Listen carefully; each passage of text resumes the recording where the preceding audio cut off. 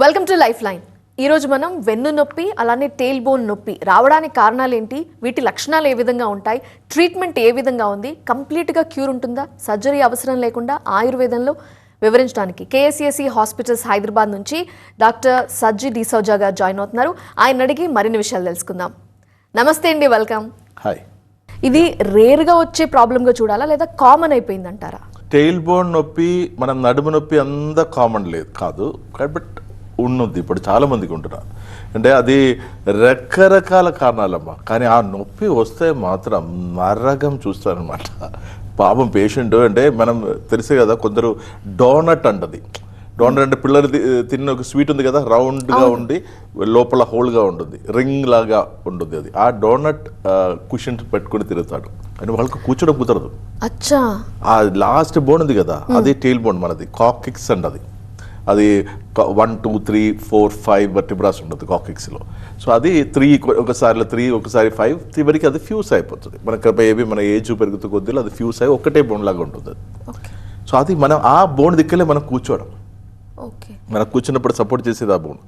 అదే విధంగా మనకి కూర్చున్నప్పుడు కూడా మనం పడుకోకుండా మనం స్టెబిలైజ్ చేసేది కూడా ఆ బోన్. ఓకే, సో ఈ కాకిక్స్లో ఆ యాంగులేషన్ అంటే ఆ బోన్ లాగా చివరికి ఉన్న బోను అది లోపల ఇలా బెండ్ అవ్వడం, ఎక్కువ బెండ్ అవ్వడం, లేదా బయటకి ఇలా రావడం, లేదా పక్కకి జారడం, లేదా ఫ్రాక్చర్ అవ్వడం, ఇట్లా రకరకాల ప్రాబ్లమ్స్ వస్తాయి ఇక్కడ. సో కాక్సిడీనియా అంటే అది రెండు విధంగా ప్రొనౌన్స్ చేసుకోవచ్చు. కాకిడీనియా అనేది, కాక్సిడీనియా అనేది, but coccydynia is more appropriate. So coccydynia అంటే ఆ టెయిల్ బోన్కి వచ్చిన పెయిన్. కాకిక్స్ ఆ టెయిల్ బోన్ పేరు కాకిక్స్, డీనియా అంటే నొప్పి. సో కాకిక్స్ వచ్చిన నొప్పి కాక్సిడీనియా అంటది. ఓకే, సో ఆ టెయిల్ బోన్ దగ్గర దీనికి కారణాలు ఏంటంటే, ఒకటి మనకి నడుము నొప్పి వచ్చి అక్కడ మరీ ఇన్ఫ్లమేషన్ వచ్చేసి స్పాండిలైటిస్, లంబార్ స్పాండిలైటిస్ వచ్చి ఆ స్పాండిలైటిస్ కిందకి పోవడం. సెకండ్ ఏంటంటే, మన ఈ కొందరు కూర్చున్న విధానం ఉంటుంది, టక్కని డ్రాప్ చేసినట్టు కూర్చుంటారు. అప్పుడు ఈ ఆ సీట్ హార్డ్ ఇది పోయి మరీ టూ మచ్గా కొట్టేస్తుంది సీట్ మీద, లేదా కింద జారి పడడం, లేదా హార్డ్ సర్ఫేస్లు కంటిన్యూస్గా కూర్చోవడం. ఓకే, ఇట్లాంటి ఇది లేదా అంటే మనకి ఇప్పుడు జీప్ లాంటిది ఒక అంటే రఫ్ అండ్ టఫ్ వెహికల్లో మనం పల్లెటూర్లు కానీ ఫారెస్ట్లు కానీ అంటే ప్రాపర్ రోడ్స్ లేని కంటే ఇట్లా ఎక్కి దిగుడుగా పోయినప్పుడు ఆ ప్రెషర్ దగ్గరికి రావడం. ఇంకొకటి ఏంటంటే, మనకి ఇది ఎక్కువ శాతం ఆడవాళ్ళకి వస్తాయి. ఫస్ట్ 3 నెలల, సెకండ్ 3 నెలల, థర్డ్ 3 నెలల ఉంది కదా, ఫైనల్ ట్రైమస్టర్లో ఈ కాకిక్స్ ఏరియా ఈ బోన్ సాఫ్ట్ అయిపోతుంది. ఎందుకంటే బేబీని డెలివరీ చేయడానికి, అది మరీ రిజిడ్గా ఉంటే బేబీ బయటకు రాదు. సో ఆ సాఫ్ట్ టైంలో కూడా పాపం ఈ లేడీ కూర్చుండదు, బేబీది వెయిట్ ఉంటుంది, ఆ ప్రెషర్ పెడుతుంది, ఇట్లాంటివి ఉన్నవాళ్ళు కాబట్టి ఆడవాళ్ళకి అదే ఎక్కువ రావడం కనిపిస్తుంది. అదేవిధంగా మా ఇంట్లో ఎక్కువ శాతం ఉడవడం తుడవడం అన్నీ చేసేది ఆడవాళ్ళు. సో జారి పడడం ఛాన్స్ కూడా వాళ్ళకి, రైట్. సో ఆడవాళ్ళకి ఇలాంటి కారణాలతో ఈ కాక్సిడీనియా అనేది ఎక్కువ రావడం జరుగుతుంది. సో ఇక్కడ ఏంటంటే, అక్కడ నొప్పి వస్తే భరించలేని నొప్పి అనమాట. కూర్చోవడం కుదరదు, పడుకునేప్పుడు అటు ఇటు మలకడం కుదరదు, పిచ్చి నరకం చూపిస్తుంది అనమాట. సో ఇలాంటి ఒక సిచ్యువేషన్లో పాపం డాక్టర్స్కి సర్జరీ కూడా చేయడం కుదరదు. సర్జరీ ఉంది, సర్జరీ ఏంటంటే కాకిడెక్టమీ అని ఒకటి మొత్తం తీయడం ఉంటుంది, పార్షియల్ కాకిడెక్టమీ అని ఉంటుంది, కంప్లీట్ కాకిడెక్టమీ అంటే మనకి మొత్తానికి కానీ సగం కానీ ఆ ఎముకల్ని తీసేయడం అనేది ఒకటి సర్జరీ ఉంటుంది. బట్ 99% అది చేస్తే కూడా మళ్ళీ ఆ నొప్పి అలాగే నిలబడుతుంది. And that is very very sensitive area. Many doctors would not ever dare to do it. కారణం ఏంటంటే, అక్కడ కోడ ఎక్కువ మన తలకాయ నుంచి పోయిన పెద్ద నరం వచ్చేసి మళ్ళీ మన గుర్రంది తోకలాగా ఇట్లా వచ్చి ఆ నర్వ్ ఎండింగ్స్ చాలా ఎక్కువ ఉంటుంది. సో అక్కడ ఏదన్నా అయిందంటే మళ్ళీ పేషెంట్ది లైఫ్ ఇంకా కథం. సో ఇది ఏమి చేయలేని పరిస్థితులు పేషెంట్ పాపం ఏం చేస్తారు, పెయిన్ కిల్లర్స్ మింగి తిరుగుతాడు, లేదంటే అక్కడ షార్ట్ ఇస్తాడు, అనెస్థెటిక్ షార్ట్, అది మత్తుగా ఉంచే విధంగా చేయడం, స్టెరాయిడ్ ఇంజెక్షన్స్ ఇవి అన్నీ వేసుకొని తిరగడం ఉంటుంది. బట్ స్టిల్ ఆ ప్రభావం తగ్గిపోగానే మళ్ళీ పాపం పేషెంట్కి మళ్ళీ మొదలవుతుంది అన్నీ. సో ఇట్లా పోయి ఆ పేషెంట్ నరకం అనిపిస్తుంది. సో ఈ సిచ్యువేషన్లో ప్రపంచంలో మొట్టమొదటిసార్లు సర్జరీ ఏం లేకుండా, అది కూడా సర్జరీ కూడా జనాలు డాక్టర్స్ భయపడుతున్న ఒక ఇదిలో మనం మొత్తం సెట్ చేసే చరిత్రం కేఎస్ఏసీకి ఉంటుంది. అది కూడా ఈరోజు నిన్న మొన్న మొదలుపెట్టేది కాదు, గత 28 years నుంచి మనం చేస్తూ వస్తున్నాం. సో ఇక్కడ మీకు తెలుసు కేఎస్ఏసీ హాస్పిటల్లో ఏంటంటే ఎవిడెన్స్ బేస్డ్ మెడికల్ ట్రీట్మెంట్ ఉంటుంది. ఇక్కడ ఊరికే ఏమి చెప్పడం జరగదు, ట్రీట్మెంట్కి ముందు రిపోర్టు, ట్రీట్మెంట్ తర్వాత రిపోర్టు. సో ఇప్పుడు మనం ఒకటి కాక్సిడీనియా అంటే అక్కడ ఎముకలు పక్కకి జారి ఫ్రాక్చర్ అయిన ఒక కేసుని కూడా మనం కరెక్ట్గా సెట్ చేసేయడం జరిగింది. ఫ్రాక్చర్ అయ్యేది కూడా you can see this is the report. మీరు ఇక్కడ చూడొచ్చు ఈ రిపోర్ట్లో fracture noted involving the coccyx. Okay, fracture ఉన్నట్టుండదు. ఆ ఫ్రాక్చర్ అది యాంగులేషన్ కూడా ఇది అయిపోయి ఎముక పక్కకి జారి ఫ్రాక్చర్ కూడా అయింది. ఇది కూడా ఇది ఏంటి 10-12. Okay, 10-12. No significant abnormality seen, no obvious fracture seen. చూడండి అక్కడ ఫ్రాక్చర్ అయిన కేసు కూడా. సో మా దగ్గర వరుసగా ఇట్లా ఎముకలు కొంచెం అట్టు జారి ఇట్టు జారి సబ్లక్సేషను ఇది యాంగులేషన్ మారి ఇట్లా బెండ్ అయిపోయి ఇటు సైడ్ బెండ్ అయ్యి అది అన్ని రెగ్యులర్గా జరిగేది. బట్ ఫ్రాక్చర్ అయిన కేసు కూడా మనం కంప్లీట్ క్లియర్ చేయడం అనేది అది ప్రపంచంలో మహా అద్భుతం. సో ఇలాంటి మహా అద్భుతాలు జరిగిన ఒక గుడి లాంటి ఒక ప్లేసు మన కేఎస్ఏసీ హాస్పిటల్. సో మీరెవరన్నా ఆ టెయిల్ బోన్తో బాధపడుతున్నారంటే ఏమి టెన్షన్ పడాల్సిన అవసరం లేదు. ఇలా సైంటిఫిక్గా మీకు ఆ ప్రాబ్లం సాల్వ్ చేయడం మనం ప్రయత్నిస్తాం. ఎందుకంటే మనం ఇది ఇప్పుడు ఈ మీడియాలో కూర్చొని మనం ఊరికే గ్యారంటీ చెప్పలేం. పేషెంట్ని చూసిన తర్వాత మాకు సాధ్యమవుతుందా లేదా అని తెలుసుకొని మీకు హామీ ఇవ్వడం జరుగుతుంది. ఎందుకంటే ఊరికే ఆకాశంలాగా అంటే ప్రామిసెస్ కాదు మనం ఇచ్చేది. మనం ఏంటంటే if it is possible. So మన కన్సల్టేషన్ టైంలోనే పేషెంట్ది రిపోర్ట్స్ ఇవన్నీ చూసిన తర్వాత ఇది సాధ్యమవుతుందా లేదా అని ముందే పేషెంట్కి చెప్పడం జరుగుతుంది. సో సాధ్యమైందని మనం చెప్పింది అనుకోండి, ఖచ్చితంగా దేవుడి దయ వల్ల మీ ఆశీస్ వల్ల ఖచ్చితంగా అది క్లియర్ కూడా అయిపోతుంది. సో టెయిల్ బోన్తో మీరు బాధపడుతున్నారంటే అందరి ముందు, ఎందుకంటే టెయిల్ బోన్ ప్రాబ్లం ఏంటంటే పాపం వాళ్ళకి ఎక్కడైనా పోతే కూర్చోవాలి కదా. ఈ డోనట్ కుషన్, రింగ్ లాంటి కుషన్ కూడా తీసుకొని తిరుగుతాడు. ఎక్కడైనా పోతే అది పెట్టుకొని కూర్చోడానికి, లేదంటే కూర్చోడానికి కుదరదు పాపం. సో అందరి ముందు తెలిసిపోతుంది కదా అందరికి ఏదో ప్రాబ్లం ఉంది ఇవి అనేది. అండ్ ఇది ఎక్కువ శాతం అయితే 40 to 60 అంటే కొంచెం ఏజ్ పెరుగుతూ కొద్దిలో వస్తుంది. లేదంటే మన కింద జారిపడడం, నేను చెప్పిన స్పోర్ట్స్ ఇంజురీస్, మళ్ళీ మన నడుము నొప్పి వచ్చి అది మళ్ళీ అక్కడ స్ప్రెడ్ అవ్వడం, సాక్రో ఇలియాకైటిస్ అని ఒక ఇన్ఫెక్షన్ వచ్చేసి అక్కడ అది ఎఫెక్ట్ అవ్వడం. ఇదే విధంగా నేను లేడీస్కి ఎక్కువ శాతం వస్తుంది అనేది చెప్పడం జరుగుతుంది. సో ఇట్లా రకరకాల కారణాలు రావడం జరుగుతుంది. బట్ మీకు శుభవార్త ఏంటంటే అది ఇంకా భయపడాల్సిన ఒక జబ్బే కాదు. కానీ అందరూ అన్ని ఆప్షన్స్ అయిపోయినాక ఆయుర్వేదం దగ్గరకు వస్తారు. మరి ఏం చెప్తారు, ఎప్పుడు సిమ్టమ్స్, ఎలాంటి సిమ్టమ్స్ ఉన్నప్పుడు ఆయుర్వేదం ట్రీట్మెంట్కి వస్తే క్యూర్ అయిపోతుంది కంప్లీట్గా అండ్ ఆల్సో సర్జరీ లేకుండా? మనం కూడా చూడండి, ఇప్పుడు నేను చిన్నగా ఉన్నప్పుడు మన అంటే స్కూల్ నుంచి ఇలా వచ్చినప్పుడు మనకి తల్లిదండ్రులు చెప్పేది అర్థం కాలేదు. లేదా మన తండ్రికి ఏం బుద్ధి ఉంది, తల్లికి ఏం బుద్ధి ఉంది, నాకే అన్నీ తెలుసు అనే ఒక యాటిట్యూడ్ ఉండే. మనకి తల్లిదండ్రులది విలువ ఎప్పుడు తెలిసిందండి? మనం తల్లిదండ్రులు అయినప్పుడు. నేను నాన్న అయినప్పుడే నేను నాన్నగారిది బాధ, నాన్నగారిది ఇది నాకు తెలిసింది. అలాగే నేను కుటుంబం మొదలుపెట్టిన తర్వాతనే నా అమ్మది వాల్యూ నాకు తెలిసింది.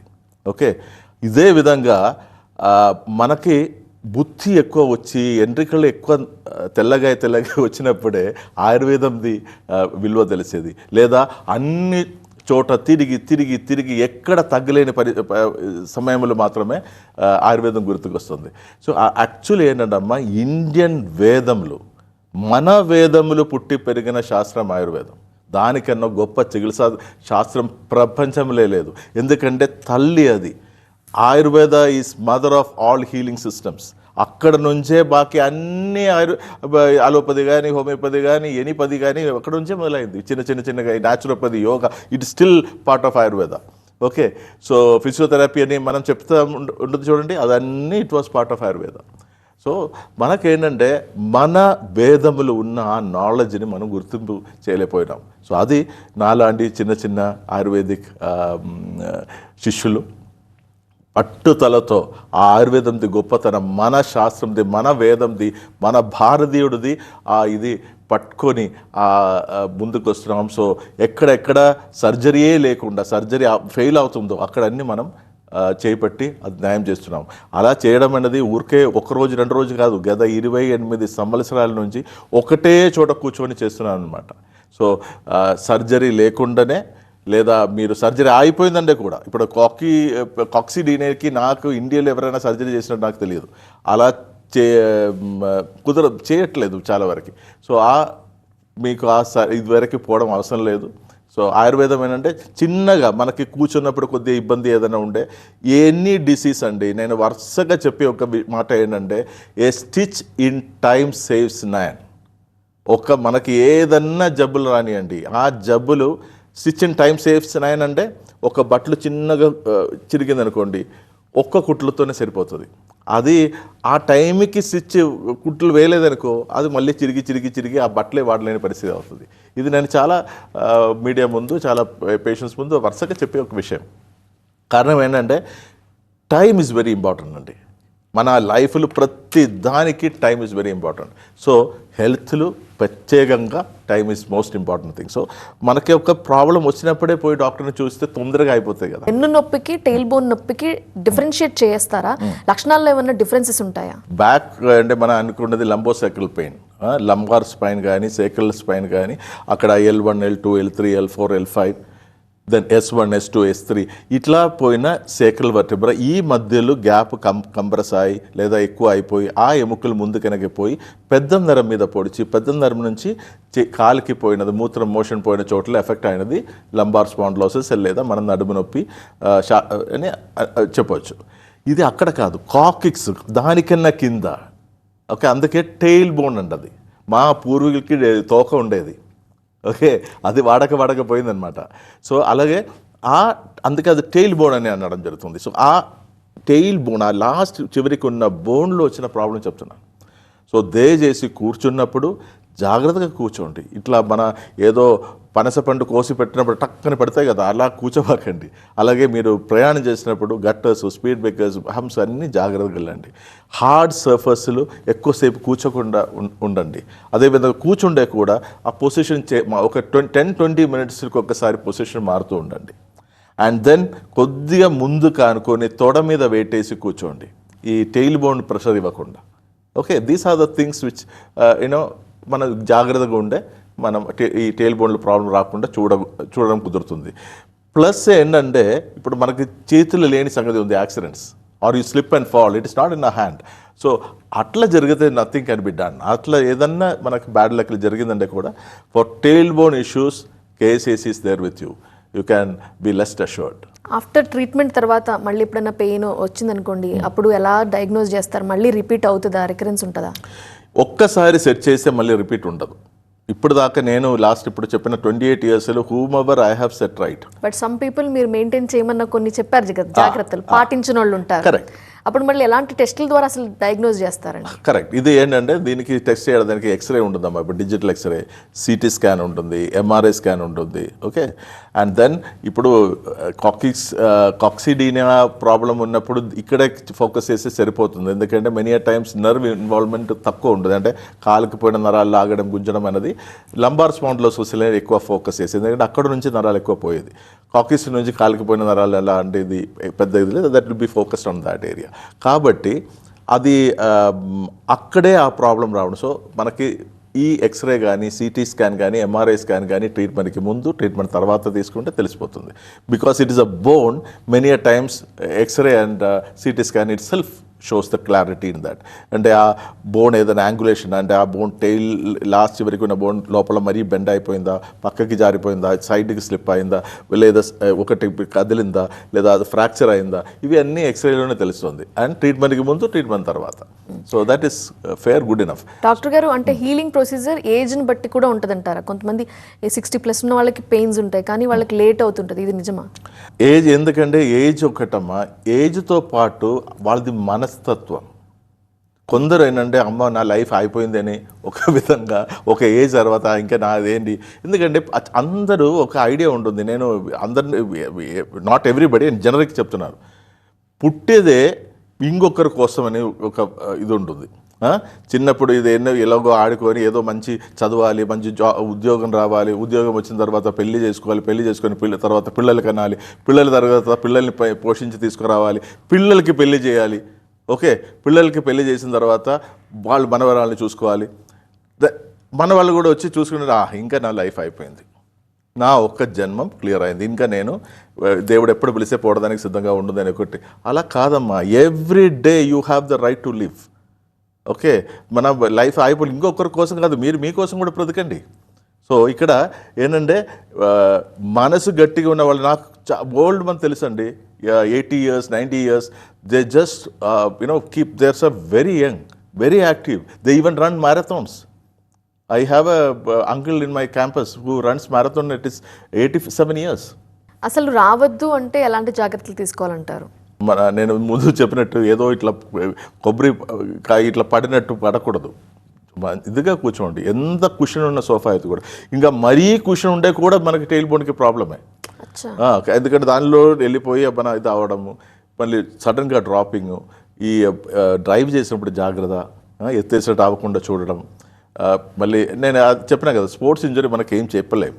ఇంకా నడుము నొప్పి కానీ, సాక్రోఇలియాకైటిస్, అక్కడ ఇన్ఫ్లమేషన్ రావడం కానీ, ఏనోరెక్టల్ ప్రాబ్లమ్స్, పైల్స్, ఫిస్టులా అలా వచ్చినప్పుడు కానీ, మనం ఎప్పుడు అనస్థీషియా వీలైనంత వరకు అనస్థీషియా చేసి సర్జరీ చేయకుండా అది లేకుండా చూడండి. ఎందుకంటే మనం మత్తెక్కించినప్పుడు there is so many complication which is happening.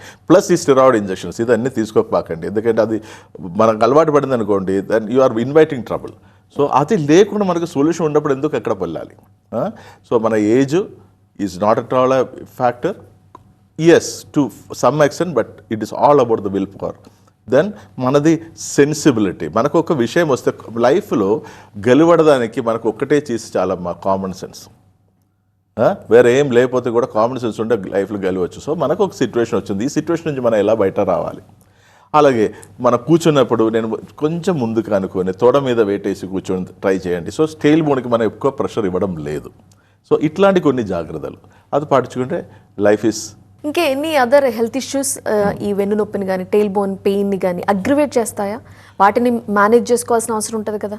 ఉంటుందండి. ఇప్పుడు టీబీ వస్తే that is a problem, tuberculosis, bone TB వచ్చి, క్యాన్సర్ అండ్ కాలన్ క్యాన్సర్ ఉండే, కొలోరెక్టల్ క్యాన్సర్ వస్తుంది. ఇప్పుడు పైల్స్ అలాంటి ప్రాబ్లమ్స్, ఫిస్టులా ఎస్పెషల్లీ చాలామంది బయట చెప్పకుండా దాచిపెట్టి కూర్చుంటుంది. ఆ ఫిస్టులాకి అది అట్లా సరిగా కరెక్ట్ టైంకి ట్రీట్ చేయలేదనుకో, లేదా సర్జరీ చేసి దాన్ని సర్వనాశనం చేసుకొని పోతే అది క్యాన్సర్గా మారుతుంది. ఓకే, దెన్ ప్రోస్టేట్ క్యాన్సర్, మగవాళ్ళు వస్తాయి కదా, అలాంటి cancer. These all thing is related to that కాకిక్. సో అది కూడా అక్కడ కారణాలు దారితీయడం జరుగుతుంది. ఇది కరెక్ట్ చేయలేకపోతే కూడా ఒక ఇన్ఫెక్షన్ లాగా పెరిగి అది కూడా అటు ఇటు క్రాస్ ప్రమోషన్ లాగా చేస్తూ ఉంటుంది. దీనివల్ల అది వస్తుంది, దానివల్ల ఇలా వస్తుంది, అట్లా కూడా ఉంటుంది. సో మనకి ఏంటంటే అమ్మా, మనకి happiness comes only when you are completely healthy. And ఆ హెల్త్ ఏంటి? What is health? Health is not a condition of mere absence of disease. జబ్బు లేదన్న మాత్రాన అందరూ హెల్తీ అని కాదు. Health is a total wellbeing of body, mind and soul together. మనసు, శరీరం, ఆత్మ, ఇవి మూడు దానిది హాయిగా ఉన్న ఒక అవస్థ ఈజ్ కాల్డ్ హెల్త్. సో ఏదన్నా ఇబ్బందులు ఉండే వెంటనే మీకు మంచి డాక్టర్ దగ్గర వెళ్తే సాల్వ్ చేస్తారు కదా. ఎందుకు మనం అది పట్టుకొని కొనసాగి వెళ్ళాలి? ఎందుకంటే మనకి బోల్డ్ పనులు ఉన్నాయి వైరస్ చేయడానికి. We have umpteen things to do in life, good things to do in life. ఈ హెల్త్ డిటోరీ చేసిపోతే ఇప్పుడు చాలామంది అండి, ఎస్పెషల్లీ కాక్సిడీనియాకి వచ్చిన వేరొక కాంప్లికేషన్ తెలుసా మీకు? Depression, anxiety. ఎస్పెషల్లీ డిప్రెషన్ అంటే ఏమవుతుందంటే, ఇది ఎక్కడ పోతే తగ్గట్లేదు, ఏంటి సంగతి, నాకు కూర్చోవడం, నా బ్రతుకు ఇంతేనా, తగ్గుదా అంటే అన్ని చోట తిరిగి ఏదో సూదులు పెడతారు, కొన్ని అట్లా ఎన్నో టెంపరీ కైండ్ ఆఫ్ సొల్యూషన్స్ వస్తున్నాయి కదా. So they are really vexed up. So they చేసి మనసు, మీ నడుము నొప్పి కానీ, మన ఈ కాక్సిడీనియా కానీ, ఇలాంటి టెయిల్ బోన్ ప్రాబ్లం ఉండే కానీ మీ మనసు బాధపడకూడదు. మేము ఉన్నాము మీతో పాటు, we will take care of you. చాలా మందికి ఒక డౌట్ ఉంటుందండి, చాలా సివియర్ పెయిన్ అని, అన్బేరబుల్, తట్టుకోలేరని మీరే చెప్తున్నారు టెయిల్ బోన్ పెయిన్. అప్పుడు ఆయుర్వేదంతో పాటు ఇంగ్లీష్ మెడిసిన్ టాబ్లెట్స్ కూడా మీరు ఇస్తారా? అలా వాడచ్చా, అసలు మిక్స్ చేయొచ్చా? చేసుకోవచ్చమ్మా. ఇప్పుడు మనకి ఏంటంటే, ఇప్పుడు ఆయుర్వేదిక్ అంటే మన వంటింట్లో ఉన్న దీనితో అల్లం, వెల్లుల్లి, జీలకర్ర, మన పసుపు, మనం అన్నం తిన్నట్లేదా? మన ఇండియన్ కూర ఇల్లు ఇదన్నీ ఉంటుంది కదా, అవును. మెందులు ఇదన్నీ ఉంటాయి కదా. సో దానితో పాటు ఇంగ్లీష్ మందులు ఎంతోమంది వేసుకుంటున్నారు. సో ఆయుర్వేదం వాడినప్పుడు ఇంగ్లీష్ మందులు వాడకూడదని ఎక్కడ లేదండి. ఆ హోమియోపతి వాడకూడదు, ఏదన్నా వాడచ్చు. There is absolutely no contraindication with that. కానీ ఏంటంటే మనకు అది అవసరం లేదు. ఇప్పుడు నేను ఒక నొప్పి మాత్రలు మింగుతూ ఉన్నప్పుడు నాకు జబ్బు తగ్గిందా లేదని ఎలా తెలుస్తుందండి? కరెక్ట్. సో మనకి ఒకటి ఉంది, మన ఆ నొప్పి ఇస్ ఓన్లీ సిమ్టమ్. ఆ నొప్పి తగ్గి వచ్చే క్రమేమీ కదా నాకు జబ్బు పోయిందని ఒకటి అనుకోవడం జరుగుతుంది. అది మనం దాచిపెట్టి మనం మమ్మల్ని మోసం చేయడం కదమ్మా అది. So I am never for that. So in my dictionary there is no disease called pain. కానీ అంత పెయిన్ తో వచ్చిన పేషెంట్ తట్టుకోగలుగుతారా? మేము చేస్తున్నాం కదమ్మా. మన ట్రీట్మెంట్లో they are making them pain free. ఆ మొత్తం సెట్ చేసి పేషెంట్కి ఇప్పుడు ఎక్స్రే చూసి నాకు ముందు ప్రాబ్లం ఉంది తర్వాత తగ్గిందని కదా, వాళ్ళకి పెయిన్ కూడా తగ్గాలి కదా. Correct. So that is what we're doing it. We're doing it since ages. It is at the third decade we're almost completing. ఇది వాళ్ళ లైఫ్ లైన్. అప్డేట్స్ కొనసాగుతాయి, చూస్తూనే ఉండండి TV9.